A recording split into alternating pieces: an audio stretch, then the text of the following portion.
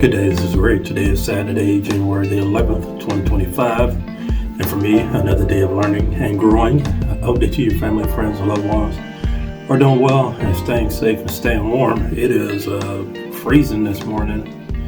I think last I checked it was 32 degrees, so right at freezing. I've lived in cold climates before, so I'm accustomed to it. I'm no longer in a cold climate. I live down south now, but just trying to do everything I can to stay warm, wear my long johns, and probably not going to go out. We have some icy conditions this morning, and I have all my food and everything, so I'm good to stay in. So I wanted to record a video. This is going to be kind of a weird one because there's not really a lot of direction with this, but it's just kind of thinking back to when I first started to learn how to budget, even actually before that, when I sat down and wrote out all of my debts, all of my bills, just everything, and laid it out.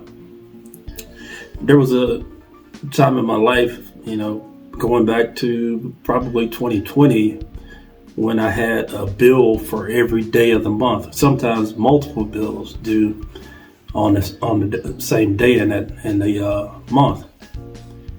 It was a mess. If I had a calendar in front of me if I had the calendar from my planner back then, it will show you that I had, of course, cell phone bill. I had multiple credit cards, had loans, had medical bills.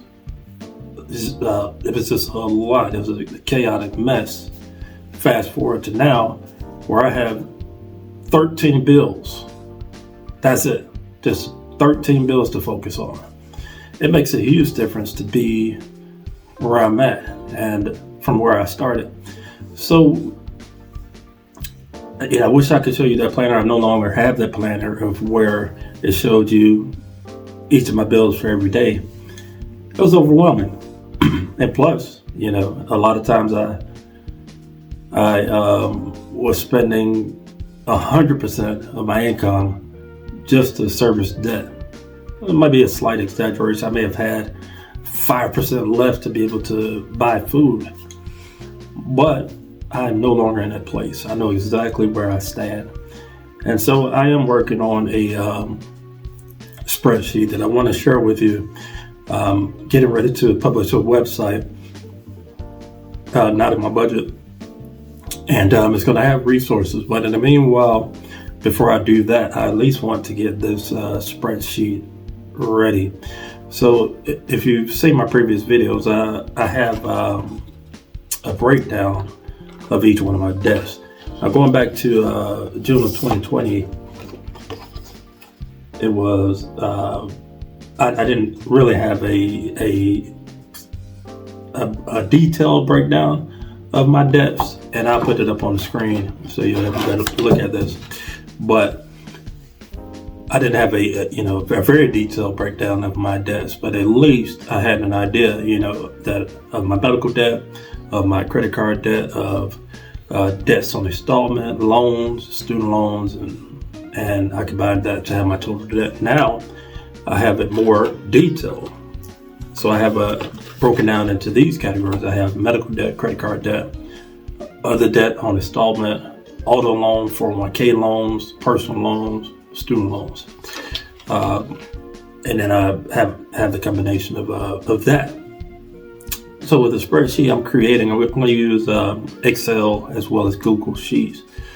But it'll allow you to be able to put in not only your debt, whether it be credit card or student loan, whatever, but also your monthly bills. And so you'll have that all in one place. And with a spreadsheet, it's going to take a sum of each one of the categories and break it out so that you're able to see it in one place. And then when you have that, that'll be your starting point. That'll be where you make the decision to stop going further into debt, to have a better understanding of where you stand.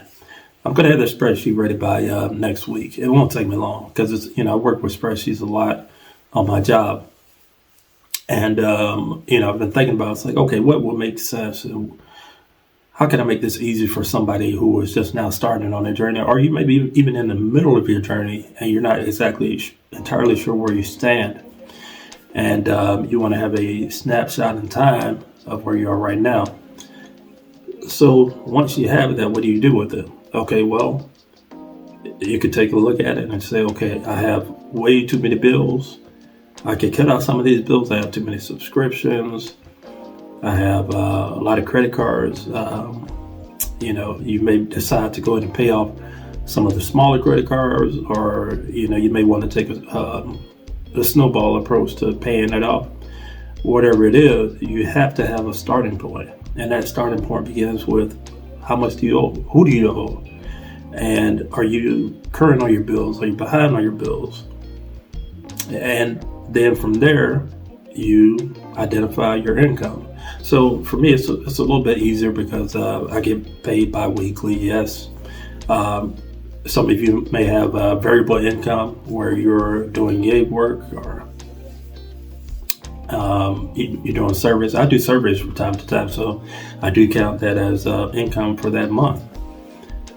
Ultimately, it's about identifying those things and then being able to get control of it, to wrap your mind around it, because it can be overwhelming. And that's how it was for me, going back to June of 2020, when I looked at it and I said, I have $115,000, $41.89 of debt at that time. Excuse me a second. Now I don't. So I am going to share at least those spreadsheets with you, and to get you jump started on 2025 and being able to say, okay, I'm ready to tackle this, because that was the hardest part, is just tackling what I had and not knowing exactly where I stood. Because before that, yes, I was tracking debt, but I didn't categorize it. I just said, well, this is the debt I have, and it just continued on and on and on. The largest part of my debt has always been student loans, and it still is. 73% of my debt, non-mortgage debt, is the student loan. But fortunately, I'm on a path of being out of that debt. I have less than $45,000 left of that debt. Kind of going back to last week and trying to figure out what I'm going to tackle for this year is to pay off that personal loan, which stands at this morning $9,900. The reason I want to get from underneath that is because that monthly payment is $428.97. Once I pay off that debt, then I'll be able to take the amount that I've been paying towards that debt and put it all towards the student loans. Now, I'm paying probably double for that $428 each month to be able to knock it down as much as I have. And then once I'm, dumping like $800 plus more dollars towards my student loan debt a month, I'm just going to be able to accelerate paying off that debt a lot faster. So anyway, here's where I am. This is what I'm far away from where I used to be, and you could be far away from where you used to be. It takes discipline, yes. It takes a little bit of sacrifice. It takes getting used to having a budgeting plan and sticking to it, yeah. But it's well worth it. I'm a homeowner now. I'm a homeowner because partially because I learned how to budget. Also partially because I got some great advice from a coworker when I first started in the company that I worked with 14 years ago this year, where he said, dump as much money as you can into your 401k. I had no idea at the time that I would have to use a portion of my 401k to be able to make the down payment on my home. So everything worked out great that way. And being a homeowner now since December 2021, I've had to learn how to deal with the rising property taxes and just the cost of being a homeowner, and I'm in a much better place. So I want you to be in in a great place. I'm not sure where you are with your journey. Hopefully anything I'm saying today is beneficial to you. Get started today. Don't wait. That's all I want to say. But anyway, if you made it this far, feel free to like, comment, subscribe, hit the bell for notifications. You'll always post my videos.